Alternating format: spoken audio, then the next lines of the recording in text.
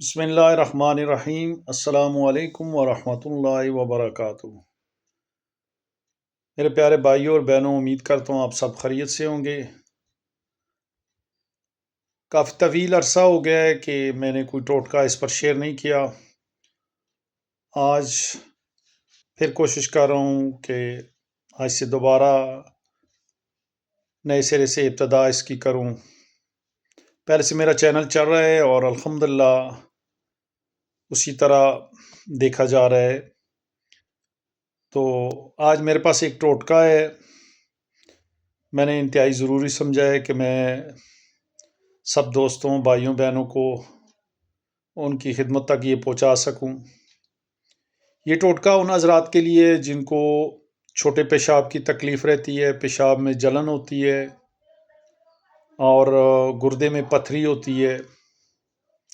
اس کے علاوہ جو میرے بزرگ ہیں جن کو پوسٹریٹ کا مسئلہ ہے، ان کے لیے بھی یہ بڑا مفید ٹوٹکا ہے، اور انشاءاللہ گردے کے ساتھ جتنی بھی بیماریاں ہیں ان سب پر، اور مثانے کی بیماریاں ہیں ان سب پر، اور کسی قسم کی پتھری ہے اس کے لیے آپ یہ بھٹا چھلی نما، جس کے اوپر بال لگے ہوتے ہیں، ان بالوں کو آپ اتار کے بس تھوڑی سی مقدار میں یہ سمجھ لیں کہ کوئی ایک گچھا نما ہو، جیسے پوری جو دو چھلیوں کے بال کر لیں، ان کو ایک کیتلی میں پانی میں ڈال کے، اور 3 گلاس پانی ہونے چاہیے، اور وہ 3 گلاس پانی کے چولہے پر رکھ کے اس کو گرم کریں جیسے کہوہ بنایا جاتا ہے،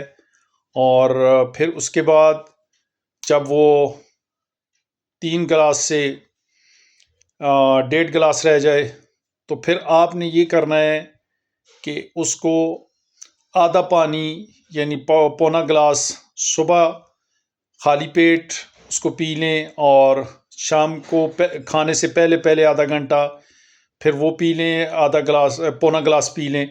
اسی طرح آپ تقریباً 10-12 دن کریں گے، انشاءاللہ یہ آپ کی پتھری، آپ کے جملہ امراض میں اس کی مثانے کے، گردوں کے، تو اس کے لیے یہ زبردست، اور اس میں نہ چینی ڈالنی ہے، نہ اس میں کوئی اور اس قسم کی کوئی چیز ڈالنی ہے۔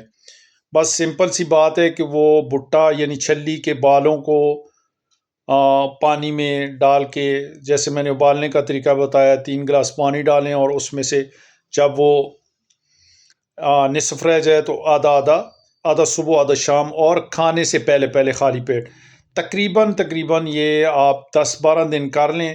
اللہ کے فضل و کرم سے آپ کی جملہ بیماریاں ٹھیک ہو جائیں گی۔ اور یہ میرا چینل ہے فری ٹوٹکا ٹرائیر کے نام سے، اس کو سبسکرائب بھی کریں، اور اگر ویڈیو پسند آئے اور آپ استعمال کرتے ہیں، اس سے فائدہ ہوتا ہے، تو اپنے عزیز رشتہ داروں اور دوستوں کو اور ساتھ شیئر بھی کریں۔ تو انشاءاللہ اگلی ویڈیو کے آنے سے پہلے تک کے لیے اجازت چاہتا ہوں۔ السلام علیکم ورحمۃ اللہ وبرکاتہ۔